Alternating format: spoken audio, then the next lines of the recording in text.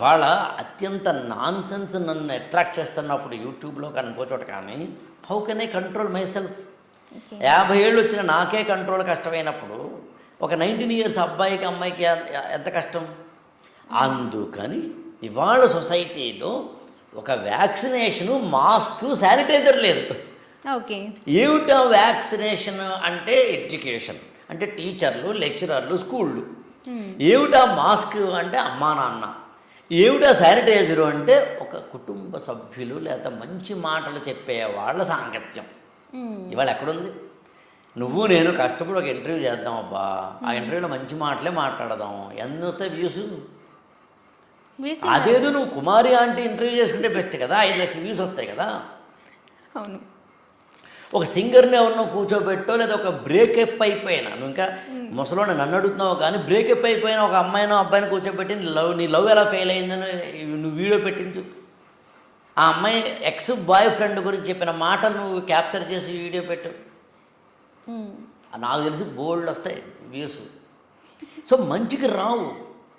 మంచి చెప్పడం అనేది మన కర్తవ్యమే చెప్పడం అంతే. నన్ను చాలామంది అడుగుతుంటారు, అంటే మీ మాటల వల్ల మారిపోతారా, అవసరమా అని. ఇందాక కూడా నువ్వు బిగినింగ్లో సినిమాలు అంతా అట్రాక్ట్ చేస్తున్నాయి కదా యూత్ని. నేను అందుకనే పబ్లిక్ స్పీచ్ ఇచ్చేటప్పుడు చాలా గట్టిగా, గంభీరంగా, వాయిస్ పెంచి, శ్రమపడి, నా బాడీ లాంగ్వేజ్ అంతా మార్చి, స్టేజ్ మీద అటు ఇటు తిరుగుతూ ఊగిపోతున్నట్టుగా మాట్లాడతాం. నన్ను చాలామంది ఎందుకంత ఓవర్ యాక్షన్ చేస్తున్నావనో, ఎందుకంత మీరు శ్రమ పడుతున్నారనో, ఎందుకు అలా చేస్తే మీ హెల్త్ ఏనో అన్నవాడు ఉన్నారు నాకు. దాన్ని నాది ఒకటే సమాధానం.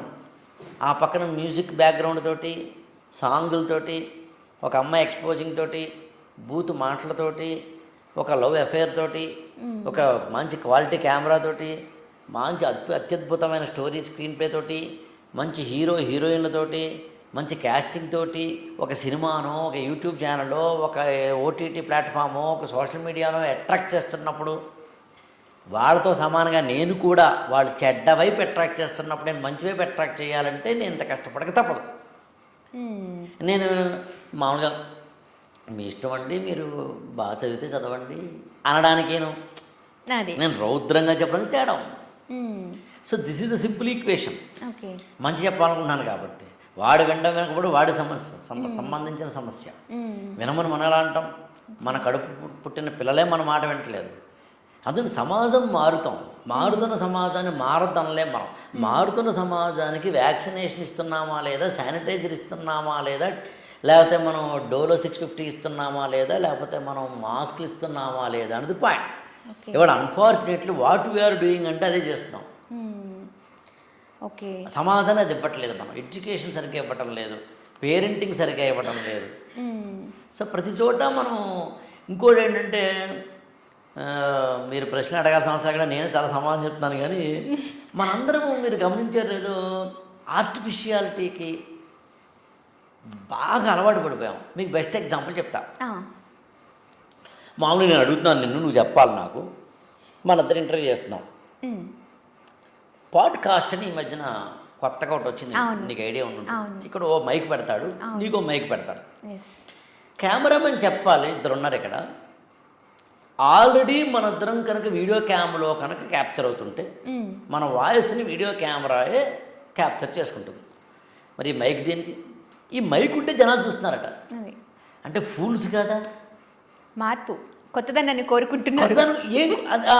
ఎగ్జాక్ట్లీ, భలే అన్నావు శ్రావణి. కొత్తదనాన్ని కోరుకుంటున్నారు కదా. ఆ కొత్తదనం ఇప్పుడు పిచ్చితనం అయింది. కొత్తదనం కోరుకుంటున్నావు కదా అని చెప్పి రోడ్డు మీద వెళ్తే మనం బట్టలది చెప్పుకోం కదా. అంటే చాలా మంది అది కూడా చేస్తున్నారు. చేస్తున్నారు చాలా మంది. ఏదైనా చేసుకు బట్టలది చెప్పుకోం కదా. చింపుకుంటుంటే పిచ్చోడు అంటాం కదా. చింపిన జీన్స్ ప్యాంట్ని, దానికి ఏదో టియర్ ఏదో జీన్స్ ప్యాంట్, చింపుకున్న జీన్స్ ప్యాంట్లని, నలిగిపోయిన టీషర్ట్లని వేసుకోవడం అనేది ఫ్యాషన్ అయితే అది పిచ్చిదనమే అవుతుంది. అంటే నిజమైన క్రియేటివిటీ లేనప్పుడే కదా ఇవన్నీ. నిజమైన క్రియేటివిటీ లేనప్పుడే. కానీ జనాలు టాన్ జీన్స్ అని చెప్పి మరి చింపుకొని 2500 3000 పెట్టి కొనుక్కుంటున్నాం. అదే చింపేసుకుని. ఇదివరకేమో చిరిగిన జీన్ ప్యాంట్లని చిరిగిన బట్టల్ని పక్కన పెట్టేసేవాళ్ళం, ఇప్పుడు చిరిగిన బట్టల్ని కొనుక్కుంటున్నాం. నేను దాని గురించి అంటే వాటెవరు నేమిటబ్బా, కొత్తదనం వేరు పిచ్చిదనం వేరు. ఓకే, మనిషి పిచ్చిగా తయారవుతున్నాడు. పిచ్చిగా తయారవడానికి అనేక కారణాలు నేను దాన్ని చెప్పిన పాడ్కాస్ట్ లాంటిది. ఓకే, నాకు ఏం ఇప్పుడు కదా అర్థం కాలేదు యాక్చువల్గా. నేను ఎవరైనా అడగాలి, ఈ పాడ్కాస్ట్ ఈ మైక్ నుంచి నా ఆడియోని క్యాప్చర్ చేయవు, చేస్తుంటే అప్పుడు అది కెమెరా అక్కర్లేదు, కెమెరా చేసే పని ఇది ఎందుకు చేయాలి, ఈవెన్ అలా స్టైల్స్ ఒకటి. ఇప్పుడు మనం కనుక కెమెరా పెట్టుకున్నప్పుడు ఇక్కడ లుక్ బాగుందా, ఇక్కడ లుక్ బాగుందా, ఇక్కడ లైటింగ్ బాగుందా, నేను బాగున్నానా అని మనం ఎలా అయితే సెట్ చేసుకుంటున్నామో, ఎట్ ద సేమ్ టైం ఆ మైక్ ఒకటి స్టైల్గా ఉంటే మనం పాట పాడుతున్నామా మాట్లాడుతున్నామా మీరు అన్న దాంట్లోనే అలాంటి కదా. బట్ మనం అది కూడా చూస్తున్నాం సార్. మీరు చూసారు, నేను నేను చూసాను అంటే అర్థం ఉంది. ఇక్కడ ఎక్కడ పెట్టుకుంటే అర్థం లేదు కదా. బాగుంది కదా అని పెట్టుకుంటానంటే నేనేం చెప్పదొచ్చానంటే మనుషులందరూ, నువ్వు ఏదని అనుకో అబ్బా, మనుషులందరూ 3 రోగాలతో బతుకుతున్నారబ్బా. రోగం నెంబర్ 1, పక్కోడి లైఫ్లో ఏం జరుగుతుందో తెలుసుకోవాలని. అది చాలా ఇంట్రెస్టింగ్ సబ్జెక్ట్. రోగం నెంబర్ 2, ఇక్కడ ఏముందో, ఇక్కడ లోపల ఏముందో దీన్ని కప్పిపుచ్చుకొని బయటికి వేరేగా చెప్తున్నాడబ్బా. రోగం నెంబర్ 2.